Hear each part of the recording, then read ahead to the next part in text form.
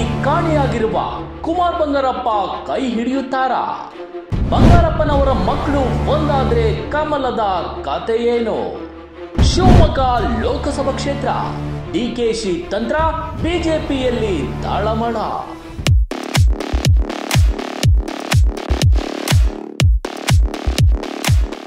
ಮಾಜಿ ಮುಖ್ಯಮಂತ್ರಿ ದಿವಂಗತ ಸಾರೆಕೊಪ್ಪದ ಬಂಗಾರಪ್ಪನವರನ್ನು ಬಹುಶಃ ನಾವು ನೀವ್ಯಾರು ಮರ್ತಿರ್ಲಿಕ್ಕಿಲ್ಲ. ಅವರ ಮಕ್ಕಳು ಕುಮಾರ್ ಬಂಗಾರಪ್ಪ ಬಿಜೆಪಿ ಪಕ್ಷದಲ್ಲಿ ಭದ್ರವಾಗಿ ನೆಲೆಯೂರಿದ್ದಾರೆ. ಮತ್ತೊಬ್ಬ ಮಗ ಮಧು ಬಂಗಾರಪ್ಪ ಕಾಂಗ್ರೆಸ್ನಲ್ಲಿ ಸಚಿವರಾಗಿದ್ದಾರೆ.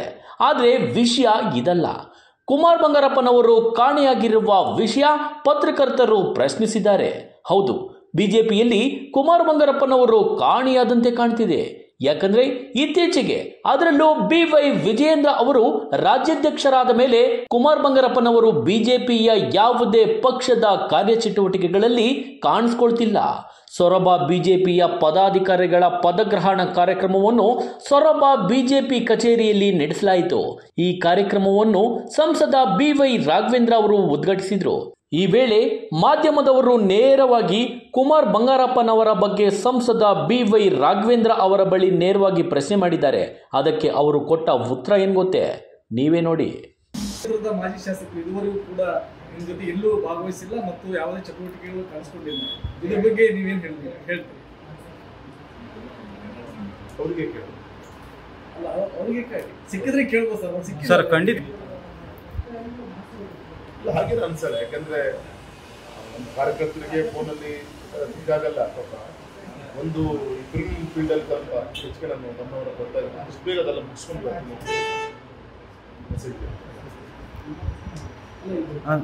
ಕುಮಾರ್ ಬಂಗಾರಪ್ಪನ ಅಭ್ಯರ್ಥಿ ಮಾಡೋದು ಇಲ್ಲಿ ಕೇಳ್ಬೋದು. ಸಪೋಸ್ ಎಲ್ಲರೂ ಕಾಂಗ್ರೆಸ್ನಿಂದ ಕುಮಾರ್ ಕ್ಯಾಂಡಿಡೇಟ್ ಆದರೆ ರಾಘವೇಂದ್ರ ಅವರಿಗೆ ಜಾತಿವಾದ ಪ್ರಬಲವಾದ ಒಂದು ಕಮ್ಯುನಿಟಿಯ ನಾಯಕ, ಮಾಜಿ ಮುಖ್ಯಮಂತ್ರಿ ಮಗ, ಮಾಜಿ ಸಚಿವರು, ಈ ತರದ ಭಯ ಏನಂದ್ರೆ ನಿಮಗೆ ಮುಂದೆ ಚುನಾವಣೆಯಲ್ಲಿ ಅವರು ಅಭ್ಯರ್ಥಿ ಆಗಲಿಲ್ಲ. ಗಾಸಿಪ್ ಇರ್ತಾರೆ. ಯಾವುದೇ ಕಾರಣಕ್ಕೂ ಕೂಡ ಗೌರವ ಕುಮಾರ್ ಬಂಗಾರಪ್ಪನವರು ನಮ್ಮ ಸಿದ್ಧಾಂತವನ್ನು ಒಪ್ಪಿ ಹೊಂದಂಥವ್ರು.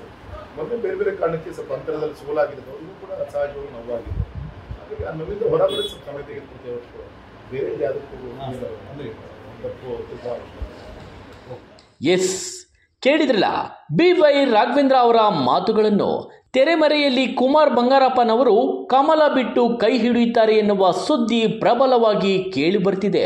ಅದರ ಹಿಂದೆ ಮಾಸ್ಟರ್ ಮೈಂಡ್ DK ಶಿವಕುಮಾರ್ ಅವರ ಕೈಚಳಕ ಇದೆ ಎನ್ನುವುದನ್ನು ಅಲ್ಲಗಳೆಯುವಂತಿಲ್ಲ. ಏಕೆಂದರೆ ಈ ಹಿಂದೆಯೂ JDSನಲ್ಲಿ ಖಾಲಿ ಕೈನಲ್ಲಿ ಕುಳಿತಿದ್ದ ಮಧು ಬಂಗಾರಪ್ಪನವರನ್ನು ಕೈ ಹಿಡಿದು ಕಾಂಗ್ರೆಸ್ಗೆ ಕರೆತಂದಿದ್ದು ಇದೇ ಕನಕಪುರದ ಬಂಡೆ ಎನ್ನುವುದು ಗುಟ್ಟಾಗೇನೂ ಉಳಿದಿಲ್ಲ. ಅಷ್ಟೇ ಅಲ್ಲದೆ ಗುರುವಿನಂತಿದ್ದ ಬಂಗಾರಪ್ಪನವರು CM ಆಗಿದ್ದಾಗ ಅವರ ಸಚಿವ ಸಂಪುಟದಲ್ಲಿ DKಶಿ ಅವರಿಗೆ ಸಚಿವ ಸ್ಥಾನ ನೀಡಿದ್ರು. ಅದರ ಋಣ ತೀರಿಸುವ ಪ್ರಯತ್ನದ ಸಲುವಾಗಿ ಮಧು ಬಂಗಾರಪ್ಪನವರಿಗೆ ಸಚಿವ ಸ್ಥಾನವನ್ನು ಕೊಡಿಸುವಲ್ಲಿ DKಶಿ ಪಾತ್ರ ಬಹುದೊಡ್ಡದು. ಇದೇ DK ಶಿವಕುಮಾರ್ ಒಂದು ಹೆಜ್ಜೆ ಮುಂದೆ ಹೋಗಿ ಕುಮಾರ್ ಬಂಗಾರಪ್ಪನವರನ್ನು ಕಾಂಗ್ರೆಸ್ಗೆ ಕರೆತಂದು ಟಿಕೆಟ್ ನೀಡಿ ಶಿವಮೊಗ್ಗ ಲೋಕಸಭಾ ಕ್ಷೇತ್ರದಿಂದ ಚುನಾವಣೆಗೆ ಸ್ಪರ್ಧಿಸುವಂತೆ ಮಾಡಿ ಗೆಲ್ಲಿಸಿಕೊಂಡು ಬರುವ ಚಾಣಾಕ್ಷತನ ತೋರಿದ್ದಾರೆ ಎನ್ನುವ ಮಾತುಗಳು ಕೇಳಿ ಬರ್ತಿದೆ. ಆದರೆ ಈ ಮಾತನ್ನು ಪ್ರಸ್ತುತ ಶಿವಮೊಗ್ಗ ಲೋಕಸಭಾ ಕ್ಷೇತ್ರದ ಸಂಸದರಾದ BY ರಾಘವೇಂದ್ರ ಅವರು ಇದೆಲ್ಲ ಗಾಸಿಪ್ ಎಂದು ನುಡಿಸಿಕೊಂಡಿದ್ದಾರೆ. ಆದರೆ ಇದೇ ಪ್ರಶ್ನೆಯನ್ನು ಮಾಜಿ ಸಚಿವರು ಹಾಲಿ ರಾಜ್ಯ ಉಪಾಧ್ಯಕ್ಷರಾದ H ಹಾಲಪ್ಪನವರಿಗೆ ಕೇಳಿದಾಗ ಏನು ಉತ್ತರ ನೀಡಿದ್ರು ಗೊತ್ತಾ? ನೀವೇ ನೋಡಿ. ನೋಡಿ, ಇಷ್ಟೆಲ್ಲ ಸಭೆಗಳಾದ್ರೂ ಮಾಜಿ ಇಲ್ಲಿ ನಮ್ಮ ಶಾಸಕರು ಬರ್ತಾ ಇಲ್ಲ ಸೊರಬಕ್ಕೆ. ಕಾರಣ ಸರ್ ಅವರಿಗೆ ಗೊತ್ತಿಲ್ಲ. ಅಲ್ಲ, ಈಗ ನಿಮ್ಮ ಪಕ್ಷಕ್ಕೆ ಯಾವುದು ಮಾಹಿತಿಗಳಿಲ್ವಾ? ನನಗೆ ಮಾಹಿತಿ ಇಲ್ಲ. ಒಟ್ಟಾರೆ ಏನ್ ಹೇಳಲಿಕ್ಕೆ ಬಯಸ್ತೀರಾ ಸರ್? ಈಗ ಇಲ್ಲ, ಒಟ್ಟಾಗಿ ಪಕ್ಷ ಸಂಘಟನೆ ಮಾಡಬೇಕು. ಭಾರತದ ಈ ಚುನಾವಣೆಯಲ್ಲಿ ಭಾರತ ಗೆಲ್ಲಬೇಕು. ಈ ಹಿಂದೆಯೂ ಕೂಡ ಈ ನಿಮ್ಮ ಪಕ್ಷದಲ್ಲೇ ಅವ್ರಿಗೆ ಕಂಡ್ರೆ ಇವ್ರಿಗೆ ಆಗ್ತಿರ್ಲಿಲ್ಲ, ಇವ್ರಿಗೆ ಕಂಡ್ರೆ ಅವ್ರಿಗೆ ಆಗ್ತಾ ಇರ್ಲಿಲ್ಲ. ಅಷ್ಟು ಒಟ್ಟಾಗಿದ್ದಾರೆ. ಅವ್ರ ಕಂಡ್ರೆ ಇವ್ರಿಗೆ ಆಗ್ತಾರೆ, ಇವ್ರಿಬ್ರು ಕಂಡ್ರೆ ಜನಕ್ಕೆ ಆಗ್ತಿರ್ಲಿಲ್ಲ. ಒಟ್ಟಾಗಿ ಹೋದ್ರೆ ಜನ ಇಷ್ಟಪಡ್ತಾರೆ. ಈಗ ಅಂದ್ರೆ ಅವ್ರು 2 ಜನ ಒಟ್ಟಾಗ್ಲಿ ಅಂತನಾ? ಅಲ್ಲ ರೀ, ನಮ್ಮವರು. ಹೌದಾ? ನಮ್ಮ ಪಾರ್ಟಿನಲ್ಲೇ ನಾವು ಸರಿ ಇರ್ಲಿಲ್ಲ. ಗೊತ್ತಲ್ಲ, ಲೋಕಕ್ಕೆ ಗೊತ್ತಿರೋ ಸುಳ್ಳು ಆಗ್ತದೆ. ಹೌದು. ಈಗ ನಮ್ಮ ಪಾರ್ಟಿಯಲ್ಲೇ ಇವರು ಅವರು ಬೇರೆ ಬೇರೆ ಅಂತ ಮಾಡ್ಕೊಂಡು ಏನೇನೋ ಮಾಡ್ಕೊಂಡು ಗಬ್ಬೆದ್ದು ಹೋಗಿತ್ತು. ಹಾಗಂತ ನಾನು ಸೋತಿದ್ದೀನಿ, ಒಟ್ಟಾಗಿದ್ದು ಸೋತಿದ್ದೇನೆ. ಚುನಾವಣೆ ಸೋಲು ಗೆಲುವು ಬೇರೆ. ಇದು ಹೀಗಾಗಿತ್ತು. ಮತ್ತೆ ಹೋಗ್ಬೇಕು ಅಂತ ಎಲ್ಲ ಭಾಳಷ್ಟು ಪ್ರಯತ್ನ ನಡೆದಿದೆ. ಈಗ ನೋಡಿ ಕೇವಲ 2 ತಿಂಗಳು ಉಳಿದಿದೆ MP ಎಲೆಕ್ಷನ್. ಆದರೆ ಇಲ್ಲಿ ಮಾಜಿ ಶಾಸಕರು 45,000 ಓಟ್ ತಗೊಂಡ್ರು, ಇನ್ನೂ ಬಂದಿಲ್ಲಲ್ಲ ಅಂತ ಅಂದ್ಬಿಟ್ಟು ಬೇಸರ ಇದೆ. ನನಗೆ ಕೇಳಿದ್ರೆ ನಂಗೆ ಅಲ್ಲ, ಸಿಗ್ತಾನೆ ಇಲ್ಲ ಸರ್, ಯಾರ ಸಂಪರ್ಕಕ್ಕೂ ಬರ್ತಾ ಇಲ್ಲ ಅಂತ ಅಂದ್ಬಿಟ್ಟು ಕೇಳ್ತಾ ಇದ್ದಾರೆ. ನಿಮ್ಗೆ ಏನಾದರೂ ಅದ್ರ ಬಗ್ಗೆ ಮಾಹಿತಿ? ಹಿರಿಯ ಮಾಹಿತಿ ನಮ್ಗೇನು ಆಗ್ತದೆ. ನಾವು ಯಾವತ್ತೂ ಕ್ಲೋಸ್ ಆಗಿದ್ದವ್ರು. ಅದು ಬಂಗಾರಪ್ಪನವ್ರು ಎಂದು ಆ ಮನೆ ಬಿಟ್ಟು ಬಂದರು ಅವತ್ತಿಂದ ನಮಗೂ ಅವ್ರಿಗೂ ಅದು ಹಿಂಗೆ. ಈಗ ಈ BJP ಸೇರಿದ್ಮೇಲೆ ನಮ್ಗೆ ಎದುರ ಬರೋದಿತ್ತು. ನಮಸ್ಕಾರ ಅಂತ ಕೇಳಿದ್ರಲ್ಲ, ಮಾಜಿ ಸಚಿವರಾದ ಹಾಲಪ್ಪನವರು ಕುಮಾರ್ ಬಂಗಾರಪ್ಪನವರು ಬಿಜೆಪಿಯಲ್ಲಿ ಕಾಣೆಯಾಗಿರುವ ಬಗ್ಗೆ ಪ್ರಶ್ನೆ ಮಾಡಿದ್ದಕ್ಕೆ ಏನು ಉತ್ತರ ನೀಡಿದ್ರು ಅಂತ. ಆದರೆ ಇದೇ ಹಾಲಪ್ಪನವರು ಇದೇ ಸೊರವ ಬಿಜೆಪಿಯಲ್ಲಿ ನಡೆದ ಬಿಜೆಪಿಯ ಪದಾಧಿಕಾರಿಗಳ ಪದಗ್ರಹಣದ ಕಾರ್ಯಕ್ರಮದಲ್ಲಿ ಮಾರ್ಮಿಕವಾಗಿ ನುಡಿದಿದ್ದಾರೆ.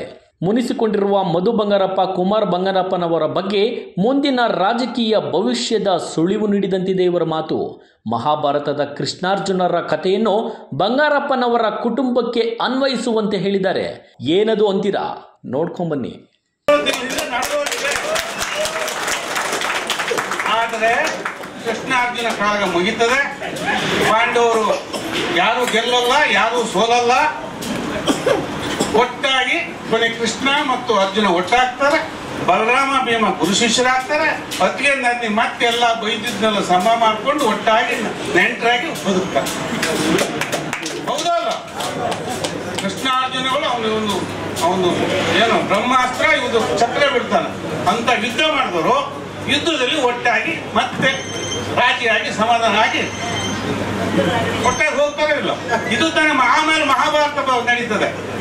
ಪಾಂಡವರು ಕೌರವರು ದಾಯಾದಿಗಳು ಅಂತವ್ರು ಇವ್ರಿತ್ತು ಹೋದ್ರು. ಅವರಿಬ್ಬರು ಯುದ್ಧದಲ್ಲಿ ಭಾವನೆಂಟ ಒಟ್ಟಾಗ್ತಾರೆ. ಅದಕ್ಕೆ ನನಗೆ ಒಟ್ಟಾಗಿ ಪಾಂಡವರು ಒಟ್ಟಾಗಿ ಕೌರವರನ್ನ ಸಾಯಿಸ್ತಾರೆ. ಕುರುಕ್ಷೇತ್ರ ಇದು. ಕುರುಕ್ಷೇತ್ರದ ಒಂದೊಂದು ಪ್ರಕರಣವೂ ಈಗಿನ ರಾಜಕೀಯಕ್ಕೆ, ಈಗಿನ ಜನಜೀವನಕ್ಕೆ ಅಪ್ಲೈ ಆಗ್ತದೆ. ನೋಡಿದ್ರಲ್ಲ ಸ್ನೇಹಿತರೆ, ರಾಜಕೀಯದಲ್ಲಿ ಯಾವುದು ಅಸಾಧ್ಯವಲ್ಲ. ಇಲ್ಲಿ ಯಾರು ಪರ್ಮನೆಂಟ್ ಶತ್ರುಗಳು ಅಲ್ಲ, ಮಿತ್ರರು ಅಲ್ಲ. ಹಾಗೊಮ್ಮೆ ಕುಮಾರ್ ಬಂಗಾರಪ್ಪನವರು ಬಿಜೆಪಿ ತೊರೆದು ಕಾಂಗ್ರೆಸ್ ಸೇರ್ಪಡೆಗೊಂಡು ಶಿವಮೊಗ್ಗ ಲೋಕಸಭಾ ಕ್ಷೇತ್ರದಿಂದ ಕಾಂಗ್ರೆಸ್ನಿಂದ ಸ್ಪರ್ಧಿಸಿದ್ರು ಅಚ್ಚರಿ ಪಡಬೇಕಿಲ್ಲ. ನೀವೇನಂತೀರಿ? ನಿಮ್ಮ ಅನಿಸಿಕೆ ಅಭಿಪ್ರಾಯಗಳನ್ನು ಕಾಮೆಂಟ್ ಮೂಲಕ ತಿಳಿಸಿ.